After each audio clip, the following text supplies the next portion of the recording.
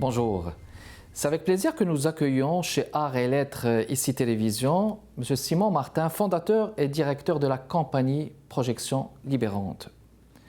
Simon Martin est aussi compositeur de musique de concert contemporaine. Ses œuvres sont interprétées par les ensembles de renommée internationale Quatuor Bosini, Zingenkörper et Ensemble Musique Fabrique. Il est lauréat du prix Opus compositeur de l'année 2016. Récemment, Projection Libérante célèbre 10 années avec une nouvelle création. Ici Kamal Benkiran, bienvenue chez Arts et Lettres et je vous souhaite la bienvenue parmi nous, Monsieur Martin. Bonjour, merci de l'invitation. Je vous en prie, ça fait plaisir de vous accueillir, fondateur de cette compagnie Projection Libérante. Quel est le mandat et les objectifs justement de cette compagnie, cet organisme, on va dire?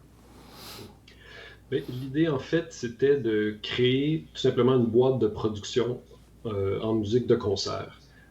Parce que normalement, la musique de concert, le fonctionnement, ça passe beaucoup par les interprètes, les sociétés de concert. À l'origine, au Québec, c'était Radio-Canada, la Société de musique contemporaine du Québec.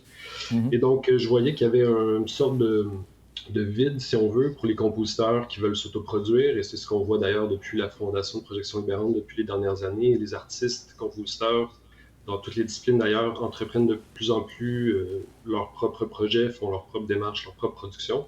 Alors l'idée, c'était de créer une structure, tout simplement comme ça, dédiée à la production, donc sans saison de concert, sans programmation, c'est-à-dire sans musiciens attitrés, mais simplement une structure au service du projet de création. Donc, Projection Libérante, c'est tout simplement ce que ça fait. Mais c'est original, justement, le fait de projeter cela. Une compagnie dédiée à la création, sans musiciens ni programmation saisonnière. Mais alors, comment est-ce que vous fonctionnez par rapport au festival? Est-ce que vous avez la même approche? On va dire c'est original.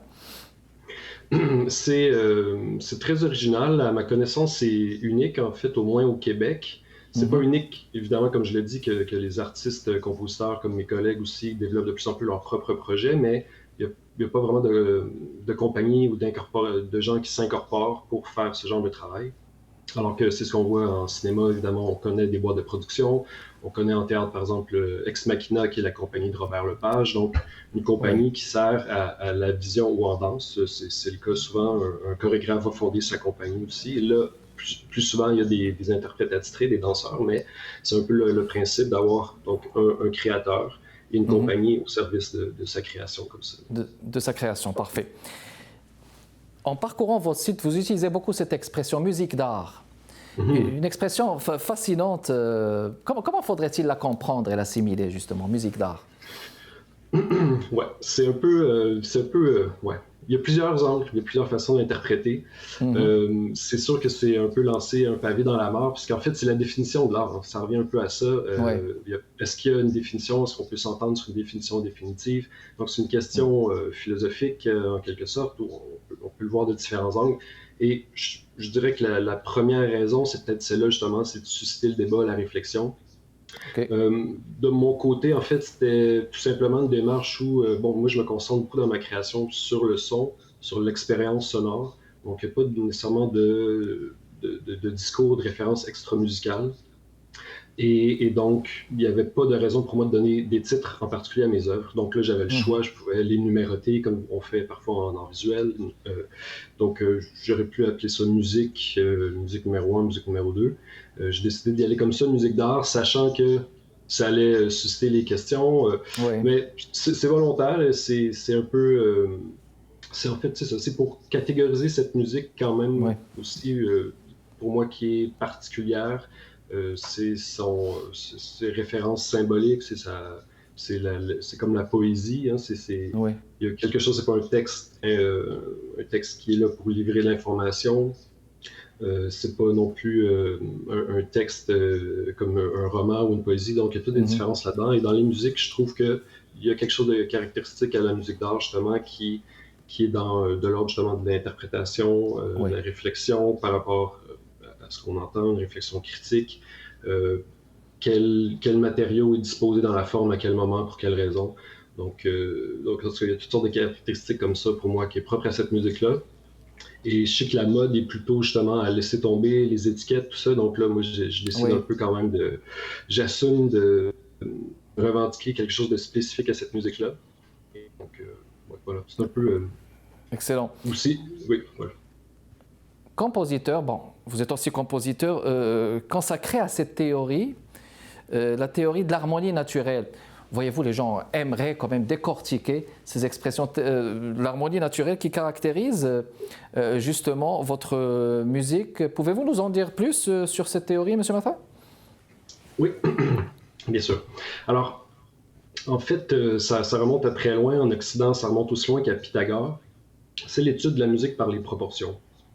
Alors, les consonances qu'on perçoit comme harmonieux, en fait, ça réfère à des principes très simples, qui est la fréquence entre deux notes. Donc, quand on entend une note, c'est une hauteur, c'est une certaine fréquence de vibration. Et quand on a deux hauteurs qui sont dont la vibration est dans une proportion simple, de 1 pour 2 ou de 2 pour 3, on perçoit une consonance. Et les systèmes qu'on a créés dans toutes les différentes cultures à travers le monde dévient, pour toutes sortes de raisons, de l'harmonie naturelle de cette mesure exacte des proportions. Alors, par exemple, en Occident, nous, on a adopté maintenant un système à 12 notes, qui est la division de l'octave en 12 parties égales. Donc, ça fait référence à des proportions de l'harmonie naturelle, mais qui sont un peu altérées, en particulier pour simplifier le système, pour réduire le nombre de notes disponibles dans ce cas-ci, en fait. Donc, les instruments sont plus simples à fabriquer, la composition est plus simple, c'est ça, on a moins d'éléments. Parce que l'harmonie naturelle, potentiellement, ça peut devenir très, très vaste en termes de nombre de hauteurs possibles générées. Mais le principe à la base, c'est tout simplement ça, c'est la simplicité des proportions. C'est de simplifier. Et voilà. Simplifier, mais après, ça amène d'autres complexités. À voir après. Donc, justement, l'harmonie naturelle, donc il y a déjà un concept de simplification pour que ça soit peut-être accessible pour l'oreille, n'est-ce pas, pour les gens qui écoutent.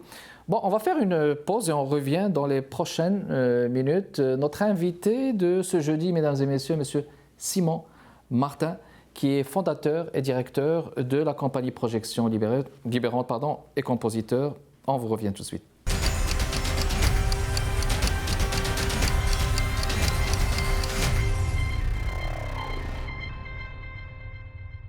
Nous sommes de retour avec vous, mesdames et messieurs, toujours dans le cadre de Arts et Lettres. Simon Martin, c'est notre invité de ce jeudi, fondateur de la compagnie Projection Libérante et compositeur de renom. Je vous propose d'écouter cet extrait, mesdames et messieurs, d'une minute à peu près, d'un concert, extrait du concert de l'ensemble Musique Fabrique, et on vous revient tout de suite.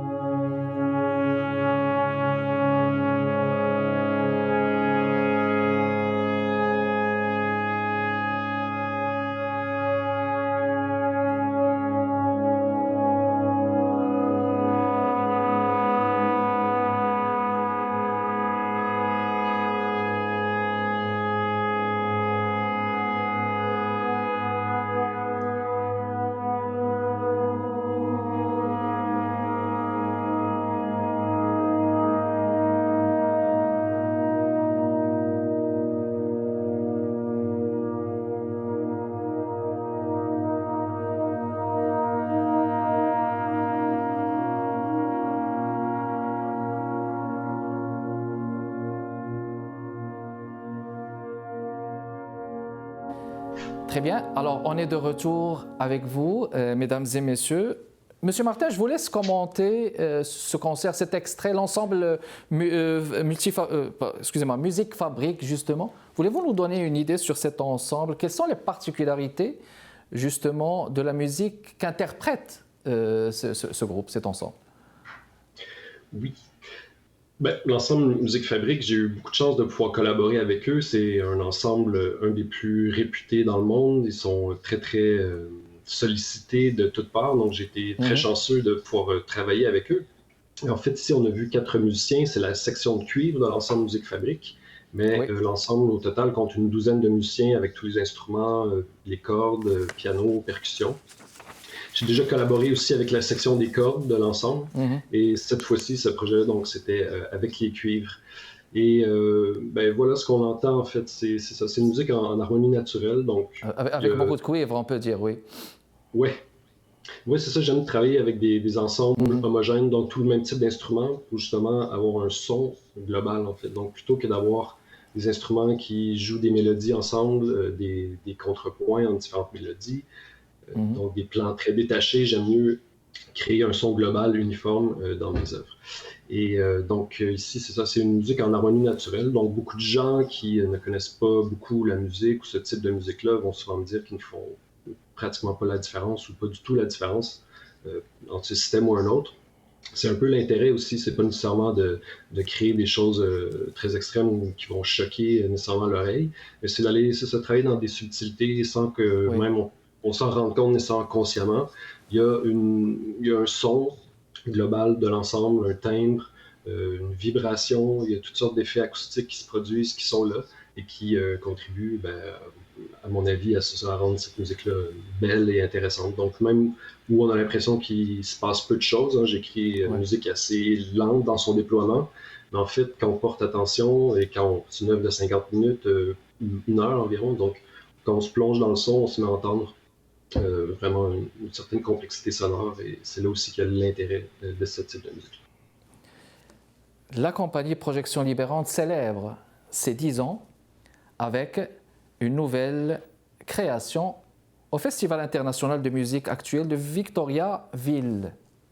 Voulez-vous nous dire beaucoup plus quelle est la particularité aussi de cette création, Monsieur Martin? Oui, ben d'abord, c'est ça, le festival de Victoriaville aussi, c'est un festival très réputé. C'est la première fois que j'ai la chance d'y aller, donc je suis très heureux de ça et ça tombe très bien pour célébrer ces 10 ans. Et donc, je reviens aux cordes. Je pense que les cordes, c'est pour moi les instruments avec lesquels je préfère travailler. Et cette fois-ci, après avoir collaboré avec beaucoup des ensembles, vous les avez nommés déjà, Quatuor Bodini, Ensemble Musique Fabrique. Maintenant, j'ai réuni des instrumentistes qui poursuivent chacun leur carrière dans différents ensembles. Donc, en fait, j'ai réuni des musiciens pigistes. Et donc, c'est toute une autre dynamique de travail. C'est vraiment intéressant. C'est des gens avec qui j'avais jamais collaboré. Hein. Ce sont 5 musiciens. Et donc, c'est une nouvelle collaboration avec chacun d'entre eux même. Et donc, on a débuté les répétitions. Ça se déroule très bien. Je suis très heureux, donc très excité par cette nouvelle création. J'ai hâte que le public puisse entendre ça. Alors, justement, sur le fait que le public puisse entendre ça, en quoi ça pourrait être justement accessible? Est-ce que le fait de choisir justement les instruments, c'est un élément très très important pour que n'importe quelle musique soit accessible au public? Comment est-ce que vous travaillez justement ce côté de l'accessibilité? Bon, on a parlé de l'harmonie naturelle, mais encore, est-ce qu'il y a autre chose? Est-ce qu'il y a autre chose? Ben oui, ben ça se résume quand même à ça. C'est que j'ai toujours eu un intérêt pour l'harmonie naturelle, mais dans ma pratique plus au début et même dans les premières productions de Projection Libérante, je voulais créer comme une sorte d'opposition entre l'harmonie naturelle, donc des harmonies, des sons très purs, et toutes les techniques de son bruité là, qui sont associées plus couramment à la musique contemporaine, donc toutes sortes de techniques de jeu assez étranges. Donc je voulais vraiment essayer de créer un continuum hein, du son pur au son bruité. Et j'ai laissé ça de côté pour l'harmonie naturelle qui m'intéresse plus au final, puis ça me fait plaisir aussi que pour les gens, ça soit plus accessible de cette façon-là. Donc, pour moi, c'est très, très stimulant comme compositeur. Il y a plein de choses à explorer dans cette matière-là. Puis en même temps, pour les auditeurs, comme je vous dis, disons, les autres artistes ou les gens qui ont une oreille plus développée vont saisir plein de subtilités. Puis ceux qui connaissent pas la musique contemporaine, ne seront pas non plus choqués, vont reconnaître des sonorités, des choses familières. Donc, je crois que c'est une musique qui peut vraiment plaire à toute personne qui a un intérêt général pour la musique ou pour la découverte en général. C'est une musique qui est assez méditative dans un sens, donc on peut l'écouter avec une grande, grande attention. On peut aussi l'écouter de façon, pas nécessairement distraite, mais méditative ou contemplative dans un tout autre état. Donc, c'est vraiment, je pense, une musique qui peut s'adresser à différents publics. Excellent. Encore une pause et on vous revient dans les prochaines minutes, mesdames et messieurs. Simon Martin, c'est notre invité de ce jeudi chez Art et Lettres à ICI Télévision. Il est compositeur et directeur de Projection Libérante. On vous revient, restez avec nous.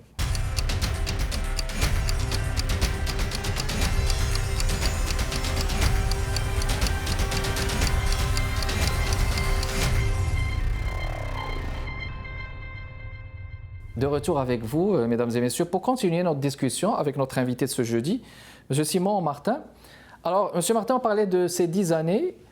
On va parler des bons coups, les belles choses qui ont été faites et peut-être, on va pas dire les choses qui ont été mal faites, mais les performances que vous auriez aimé que ça soit beaucoup mieux. Donc, voulez-vous nous parler justement des bons coups et ceux que vous auriez souhaité que ça soit un peu mieux? Il y a beaucoup, c'est vrai, hein? Il y a beaucoup de choses qui se sont déroulées pendant toutes ces années, ouais. C'est vrai. Ben, écoutez, c'est sûr que revenir au tout début, c'est drôle parce que ça, ma première commande comme compositeur, justement, avant que je fonde ma compagnie, j'étais comme compositeur pigiste, en fait. Donc, c'est Quasar Quatuor de saxophone qui m'a fait ma première commande. Puis, donc ça, c'est sûr que, bon, ce premier contrat professionnel à la sortie de l'école, c'est quand même majeur, c'est quand même très important. Puis cette pièce-là, d'ailleurs, je l'avais appelée Projection Libérante. Donc, j'ai un peu de la suite dans les idées. Finalement, je l'ai récupéré pour aussi le titre de ma compagnie, là, qui est le titre, en fait, d'un écrit de Paul-Émile Bordua.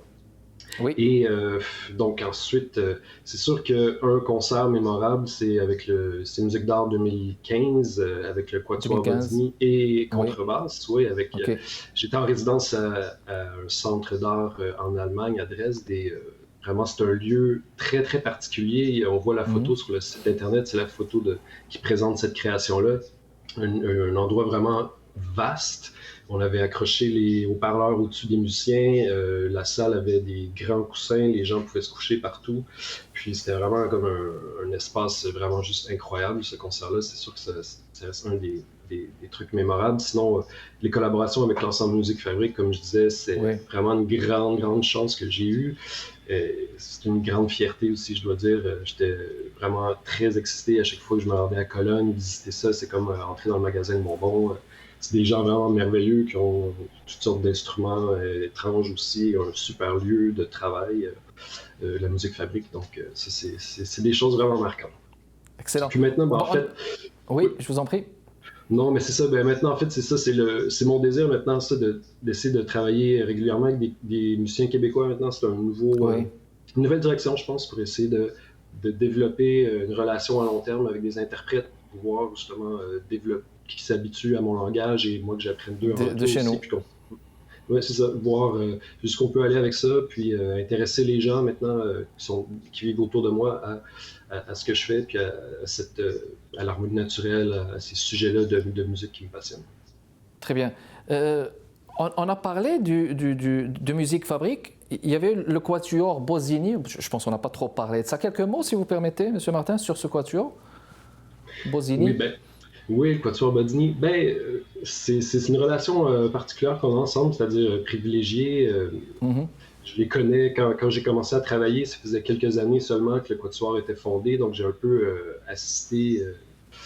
pu assister au développement de leur carrière qui est assez incroyable. Maintenant, c'est un des ensembles de musique contemporaine, en tout cas québécois certainement, qui tourne le plus à l'international, entre autres. Ouais. Donc, c'est des gens très stimulants à côtoyer, sur le plan humain, puis la façon qu'ils travaillent aussi comme professionnels, tout ça. Donc, c'est une chance, on les a à Montréal, puis ça fait des compositeurs qui nous envient beaucoup, que nous, on puisse collaborer avec eux, qu'on ait la proximité à Montréal avec eux. Depuis 2011, là, j'ai poussé les recherches en regardant votre site. Vous avez eu ce rêve de disposer d'une structure indépendante entièrement dévouée au service du propos artistique. Comme c'est bien mentionné. À quel point est-ce que c'était facile ou difficile?